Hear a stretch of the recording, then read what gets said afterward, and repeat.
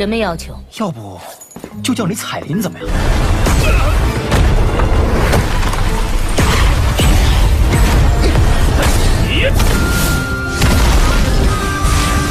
白山印。 Pembahasan awalnya dibuka dengan pertarungan sengit antara Hai Bodong bersama dengan OTK atau orang yang tidak dikenal. Hai Bodong sebenarnya sedang melakukan perjalanan dari lokasi pavilion MITR di sekitaran tempat tersebut, tetapi tiba-tiba malah diserang oleh kedua orang yang tidak diketahui dari mana asalnya. Dijelaskan, mereka menggunakan variasi doki berwarna ungu dan mereka berada di peringkat doang. Dengan sebab itulah pertarungan tidak bisa dihindarkan. 加玛帝国竟然多了2个斗王强。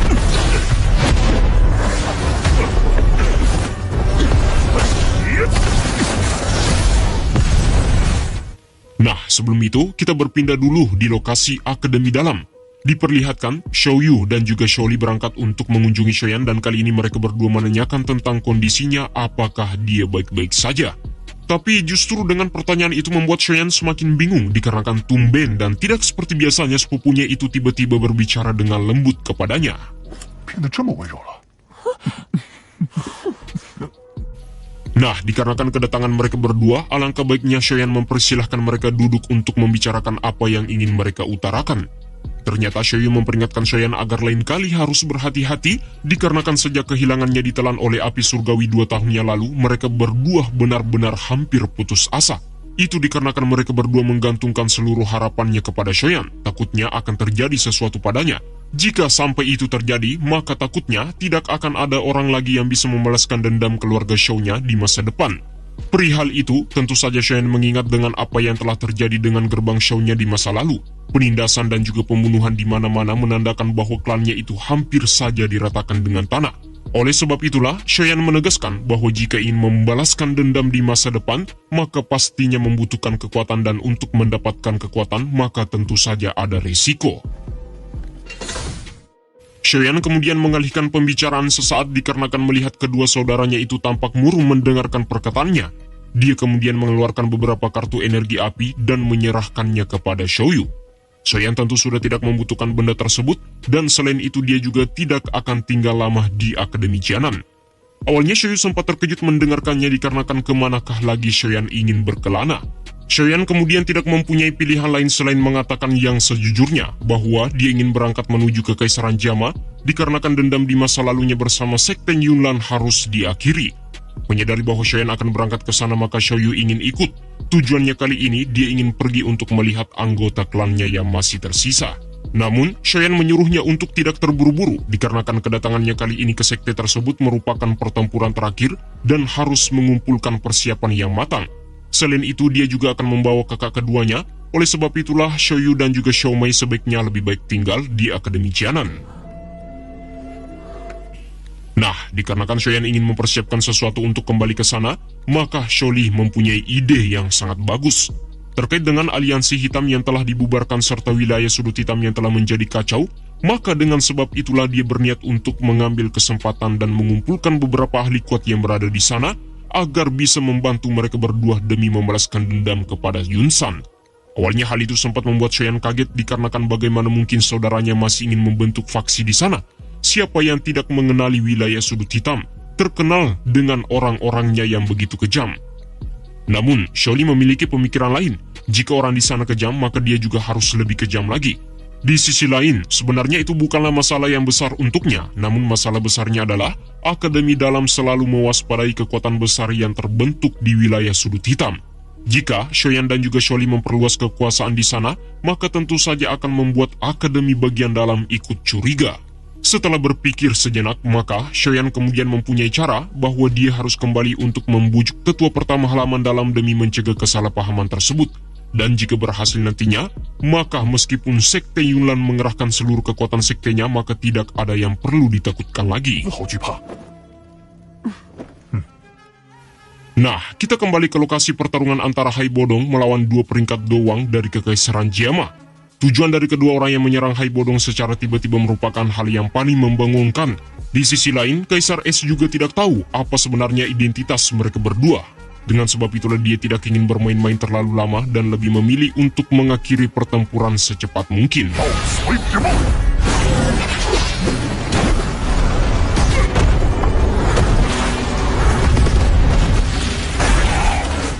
Setelah berhasil menghempaskan mereka berdua dan Haibodo memenangkan pertarungan, jelas saja dengan serangan yang baru saja mereka keluarkan sebelumnya, Sang Kaisar Es mulai curiga, tampaknya mereka adalah murid-murid utusan dari Sekte Yunlan. Nah, setelah itu kita kemudian berpindah ke lokasi Akademi Dalam kembali. Shoyan kemudian mengutarakan pendapatnya kepada tetua pertama dikarenakan melihat dari kondisi kekacauan yang berada di Aliansi Hitam, maka Akademi Dalam tentu tidak akan bisa menghilangkan ancamannya secara paksa. Namun jika saja kakak keduanya berangkat ke sana untuk membentuk kekuasaan dan juga faksi baru, maka tentu saja Akademi Dalam bisa mendapatkan kekuatan pendukung. Dengan cara mengubah struktur serta membagi wilayah yang ada di sana, maka hasilnya akan mampu mengendalikan semua ancaman yang terkait dengan Akademi Jianan. Di sisi lain, tetua pertama Halaman Dalam bukanlah orang bodoh, dikarenakan dia juga tahu persis tujuan Shoyan untuk membentuk faksi besar di wilayah Sudut Hitam, bukan hanya itu alasannya. Tetapi dengan terbentuknya faksi tersebut di sana nantinya maka dapat membantunya untuk membalaskan dendam menuju ke Kekaisaran Jiama. Perkataan yang dilontarkan oleh Shoyan benar-benar masuk akal. Itu juga merupakan cara terbaik bagi Akademi Dalam untuk menghilangkan ancaman apapun di masa mendatang. Dengan sebab itulah dia tidak mempunyai alasan apapun serta pilihan lain selain menyetujui permintaan Shoyan. Tapi meskipun begitu, Shoyan juga tetap harus kembali ke Akademi Dalam setiap saat untuk mengisi energi api di dalam menara pembakaran. Dikarenakan tentu beberapa tahun yang lalu, Shoyan telah mendapatkan keuntungan yang sangat banyak. Oleh karena itu, dia tidak boleh menjadi orang yang lupa daratan. Tetua pertama Halaman Dalam kembali menanyakan tentang apa rencana Shoyan selanjutnya. Shoyan kemudian mengatakannya bahwa rencana selanjutnya, dia ingin menyelesaikan masalahnya dengan wanita yang terus-menerus memburunya di setiap waktu. Oleh sebab itulah, tetua pertama bingung dari manakah wanita tersebut dan sebenarnya siapakah dia. Tetua pertama Halaman Dalam kaget bukan kepalang saat mendengarkan nama Ratu Medusa. Shoyan kemudian tidak tanggung-tanggung untuk menjelaskannya bahwa memang di antara mereka berdua terdapat perselisihan di masa lalu, sehingga sampai sekarang wanita itu sangat membencinya, dan setiap waktu bertemu dengannya dia selalu melampiaskan hasrat membunuhnya dan juga amarahnya. Awalnya tetua pertama masih tidak percaya bahwa sosok yang terus-menerus mengejar Shoyan adalah Ratu Medusa. Dengan sebab itulah Sukian benar-benar bingung mengapa Shoyan berani menyinggung wanita sepertinya. Sukian menjelaskan bahwa sebenarnya di masa lalu dulu Ratu Medusa selalu membunuh seseorang dengan keji dan dikabarkan semua orang takut kepadanya. Namun meskipun begitu, Shoyan tidak lagi membutuhkan kata-kata seperti itu, dikarenakan sejatinya sudah terlambat mengetahuinya. Oleh sebab itulah Shoyan berniat dan bergegas berpamitan untuk menyelesaikan masalahnya terlebih dahulu.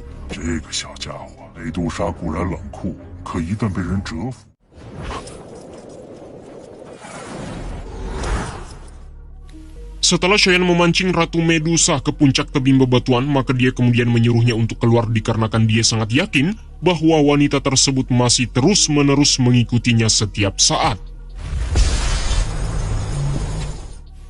Setelah sang ratu muncul, maka dia kemudian mengatakan bahwa tempat yang didatanginya kali ini benar-benar sangat bagus untuk membuat Shoyan mati dengan tenang.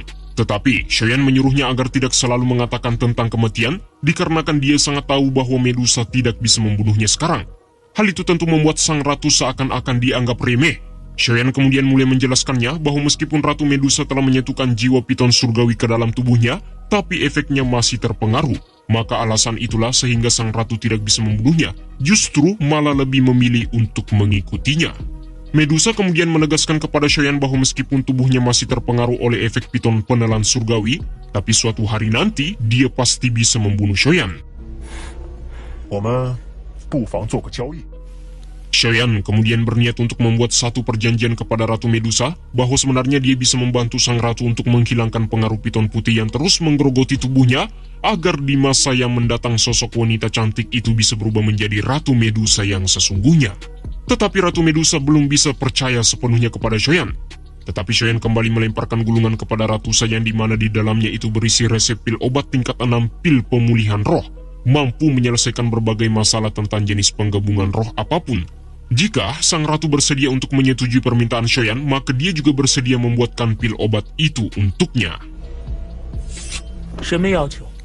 Sebab itulah Medusa menyuruhnya untuk mengatakan apa sebenarnya permintaan Shoyan, dan Shoyan pun juga tidak tanggung-tanggung untuk mengatakannya, bahwa selama 1 tahun sang ratu harus ikut bersamanya dan tidak boleh berniat untuk membunuhnya sedikit pun. Kemudian yang kedua, jika diperlukan, maka Shoyan akan menyuruhnya untuk membantunya dan tidak boleh menolak dengan alasan apapun. Setelah 1 tahun maka kesepakatan itu akan berakhir, dan selanjutnya Shoyan akan membantunya untuk membuat pil yang telah dijanjikan. Nah, setelah dia berhasil mendapatkan pil obat itu, maka Shoyan juga memberinya kesempatan untuk melakukan apa saja yang diinginkan, termasuk jika sang ratu masih ingin membunuhnya. Meskipun sang ratu belum menjawab sepatah kata apapun tentang keputusan yang diberikan oleh Shoyan tentang perjanjian tersebut, tetapi Shoyan kembali memberikan harapan yang sangat indah kepadanya bahwa kebebasan yang tanpa terpengaruh oleh siapapun adalah harta yang sangat berharga. 好，依你。 Ya, pada akhirnya sang ratu pun setuju dengan perjanjian yang dibuat oleh Shoyan. Oleh karena itulah, Shoyan tidak tanggung-tanggung memberikan salam kerjasama kepada sang ratu, dikarenakan kali ini mereka berdua benar-benar akan bekerja sama. 我们便是同伴了。 Aduh, sungguh kasihan, tangan Shoyan benar-benar tidak disentuh oleh sang ratu sedikit pun, dikarenakan dia hanya menganggap bahwa ini adalah sebuah kesepakatan, bukan sebuah pertemanan. Dengan sebab itulah tidak ada pilihan lain selain berpasrah dengan sikap dingin sang ratu. Shoyan kembali mengatakan dikarenakan kesepakatan mereka dan juga perjanjian mereka akan berlangsung lama, maka tidak mungkin dia tetap memanggil wanita itu sebagai Ratu Medusa. Jika tidak, maka identitas yang sebenarnya akan diketahui oleh semua orang. Oleh sebab itulah Shoyan menginginkan Medusa mendapatkan nama baru. Nama yang dipikirkan oleh Shoyan di dalam benaknya adalah Cailin. 这听起来很般配。 Namun sayang seribu sayang, Medusa benar-benar menolaknya dan tidak ingin identitasnya diubah. Medusa adalah nama yang tidak perlu mendapatkan pengganti apapun. Setelah mengatakan itu, maka sang ratu kemudian meninggalkan Shoyan tanpa menunggunya berbicara lagi. Namun meskipun begitu, Shoyan tetap ngotot untuk memanggilnya Cailin suatu saat nanti, dikarenakan dia juga mengerti jika sudah berevolusi menjadi wujud manusia, mana mungkin tidak mempunyai nama. Di sisi lain, Cailin merupakan panggilan yang sangat cocok serta ramah untuknya dibandingkan dengan Ratu Medusa. 就可以安心修炼地狱诀了。 Nah, setelah itu, kita kemudian berpindah di lokasi Hai Bodong dan juga Yafei berada. Sesuai dengan perkataan Hai Bodong, setelah pertarungan melawan kedua orang yang berada di peringkat doang, maka samar-samar Kaisar Es itu mulai memprediksikan bahwa murid-murid tersebut berasal dari sekte Yunlan. Namun meskipun begitu, Hai Bodong juga tidak terlalu peduli, dikarenakan berasal dari sekte manapun jelas saja mereka sepertinya memiliki niat yang buruk kepada keluarga militer kami. Oleh karena itulah Hai Bodong harus bergerak lebih cepat untuk mengetahui identitas mereka yang sebenarnya. 我这就全盘。 Shin kemudian berpindah di lokasi Yunsan dan juga sosok Aula Jiwa berada. Yunsan mengatakan bahwa dua orang yang diutus sebelumnya untuk membunuh Hai Bodong ternyata tidak mampu mengalahkannya. Dengan sebab itulah Yunsan menyebut mereka adalah produk yang gagal. Namun meskipun begitu mereka masih memiliki kegunaan lain jika menjadi kekuatan yang memberkati orang lain.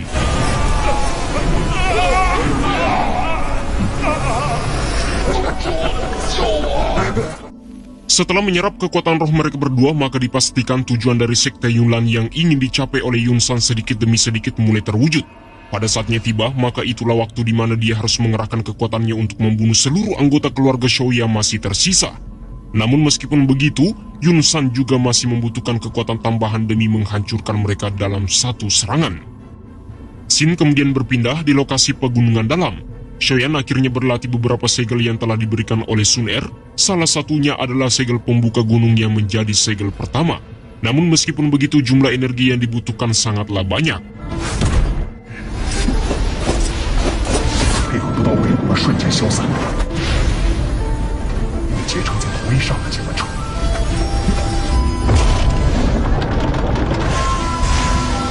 开山之势。 Meski telah mencobanya berkali-kali, tetapi berlatih segel pertama itu sangatlah sulit. Padahal itu baru tahapan awal. Bagaimana nasib Shoyan nantinya jika berlatih 4 segel yang tersisa? Tentu kesulitannya akan semakin luar biasa. Meskipun begitu, Shoyan tetap menguatkan tekadnya dikarenakan dia tidak boleh bermain-main dan terlalu banyak mengulur waktu, sebab masih banyak hal yang harus dia lakukan demi mendapatkan kekuatan terkuat.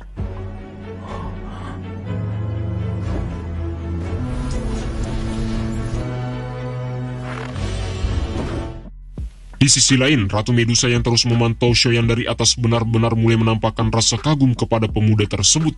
Sejatinya, meskipun dia mencoba untuk membunuh Shoyan berkali-kali dan bahkan dia ingin melakukannya secara diam-diam, tetapi jelas saja hatinya tidak bisa melakukannya. Di sisi lain, itu juga dikarenakan sang ratu merupakan tipe orang yang paling suka menepati janji, maka dia kemudian memegang erat-erat perjanjian dan juga kesepakatan yang telah dibuatnya bersama Shoyan di hari-hari sebelumnya.